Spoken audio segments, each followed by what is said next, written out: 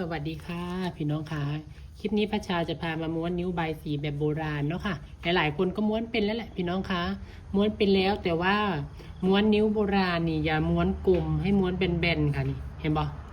ถ้าเราม้วนกลมเวลาเข้าช่อโบราณแบบสมัยใหม่ใช้ลวดนี่มันจะเข้ายากเดี๋ยวพี่น้องเดี๋ยวนี้ให้เป็นแบนลักษณะแบบนี้พี่น้องคะและโบราณของพระชานี่จะเอารูไว้แบบนี้ค่ะต้องให้มีรูเพราะว่า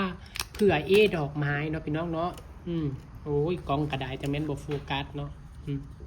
นี่ค่ะเวลาม้วนกระไดให้ม้วนค่อยๆม้วนและบีบให้แบนๆค่ะอย่าให้กลมนะคะย้ำว่าอย่าให้กลมค่ะนี่เห็นปะนี่ค่ะเราจะใส่ดอกพุดปลอมหรือไม่ใส่ดอกพุดปลอมก็ตามแต่นะคะพี่น้องขาแต่นิ้วนี่ต้องแบนนะคะ